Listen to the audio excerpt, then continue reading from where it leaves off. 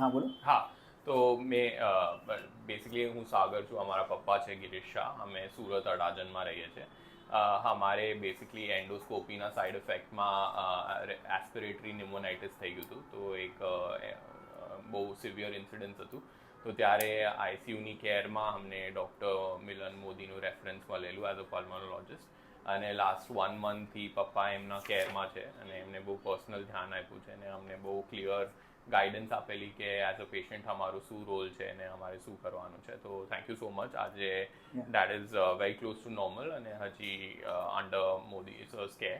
તો એટલે just thank you so much for everything. Thank you and at the same time I would also like to thank you. Basically આજે આપણે discussion કરી રહ્યા છે તેનો મેઇન પર્પઝ એવો છે કે એઝ અ ડૉક્ટર તરીકે અમે ઘણી બધી સજેશન આપતા હોઈએ, બટ એઝ અ પેશન્ટ તરીકે એને પ્રોપરલી ફોલોઅપ કરવું એ પણ બહુ અગત્યનું છે.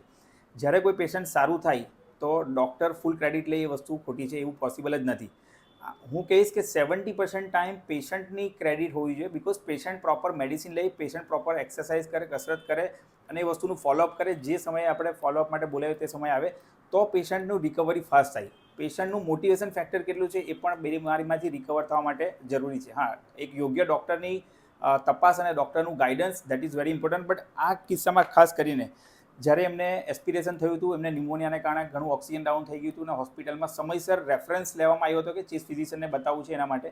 તો એનાથી એમને તરત બીમારીનું નિદાન પકડવામાં આવ્યું અને તરત રિકવરી આવી.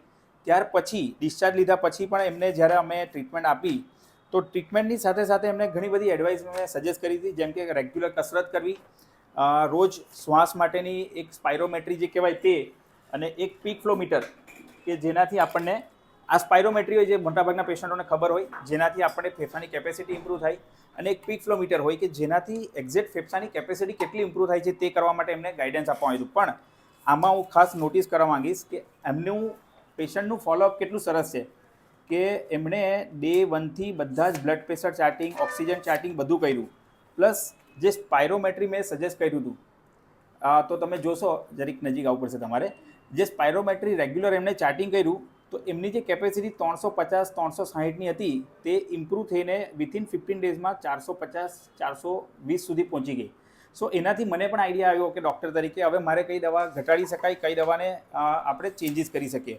સો follow up is very important. At the same time એમને એક રેગ્યુલર બ્લડ પ્રેશર અને પલ્સ ઓક્સિમીટરનું ચાર્ટિંગ કરવા માટે પણ મેં આપ્યું હતું. એ પણ એમને જે સમય દરમિયાન આપવાનું હતું તે પ્રોપર એમને ફોલોઅપ કર્યું. સો my point of this discussion is as a patient આપણી પણ એક રિસ્પોન્સિબિલિટી હોય કે જે વસ્તુ જે ડૉક્ટર પાસે ગયા છે તેને સંપૂર્ણ સમર્પિત થવું, જે કહે તેને પ્રોપરલી ફોલો કરવું. અને જો પછી કંઈ સુધારો નહીં આવે તો ડેફિનેટલી એનું ડિસ્કશન કરી શકાય કે સર હવે આમાં આપણે શું કરી શકીએ. But lot of time if doctor is correct, if you are doing follow properly, then your disease are supposed to recover very well. So I No, thank I you. thank him. Yeah. No, So it I is think his that own is follow. amazing. Basically last time જ્યારે આવ્યા હતા ત્યારે wheelchair પર એમને લાવવાની હા. જરૂર પડી હતી અને હા. he was having lot of weakness. I think એમને ક્રેડિટ છે. He wanted to be back on his feet and I think your guidance really helped. અને Yeah. ફોલો અપ તો બધું એમને કર્યું છે. હું તો અહીંયા હતો બી નહીં. તો એમને અને મમ્મીએ તો Great. And apart from this, another very important point, lot of time અમારા પેશન્ટોને એઝ અ એલર્જીસ્ટ અને ચીફ ફિઝિશિયન સ્પેશિયાલિસ્ટ તરીકે હું એક મિલ્ક વસ્તુ એવોઇડ કરવા માટે અથવા ઓછું કરવા માટે અને ઘઉં ઓછા કરીને બાજરી અથવા જુવાર માટે કહું તો ઘણા બધા પેશન્ટોના અમારા તરફથી સામેથી આવે કે સર ઘઉં બંધ કરશું શું ખાશું, દૂધ તો આપણું રેગ્યુલર હોય. બટ એમણે બહુ રેગ્યુલર પ્રોપર ફોલોઅપ કર્યું ને we can see that result. ઘણા બધા પેશન્ટ એમ કે સર વીકનેસ આવી જાય દૂધ ને બધું. Actually lot of things are actually એલર્જીને કફ થવા માટે છે ને ઘઉં, દૂધ અને બહારનો ખોરાક, હા. These are the actually very harmful things. આ 3 વસ્તુ. આ દિવસમાં 2 વાર દૂધ પીતા હતા. હા. ફ્રોમ ધેટ ટુ ઝીરો અને ફૂલી વીટ બેઝ હવે ડાયટ everyday હતું. yogurt લઉં છું. હા. Very good. અને વીટ બેઝ ડાયટ હતું એમનું તો, કેમ કે આપણે તો વેજીટેરિયન હોય તો Yeah. વીટ બેઝ ડાયટ હતું. But he is completely move to millets અને ઓટ્સ ને બધું. તો I mean obviously he wants Yes. To again go back to eating wheat, but it is still some time away. તો તમને overall કેવું લાગ્યું કે તમે વીટમાંથી મિલેટ્સમાં શિફ્ટ થયા, તમારું બહુ ઓવરઓલ fast એનર્જી recovery થઈ. Fast રિકવરી ને બધું સારું થયું? ટાઈમલી રિકવરી થઈ. ગ્રેટ. અને ઓવરઓલ અત્યારના તમે રિસર્ચને જોશો, even Indian government is also celebrating millet weeks. People are promoting because it is more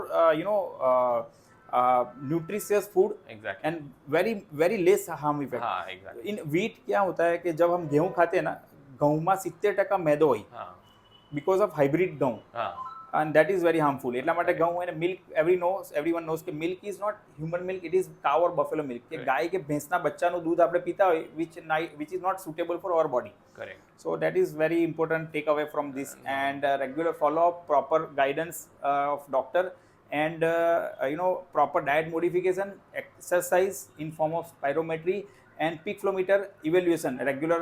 That is very important for rapid recovery. Thank you so much, Thank you and so much. congratulations to you for No, great recovery. No, thank you so much. Thank Thank you. you. Thank you. Thank you.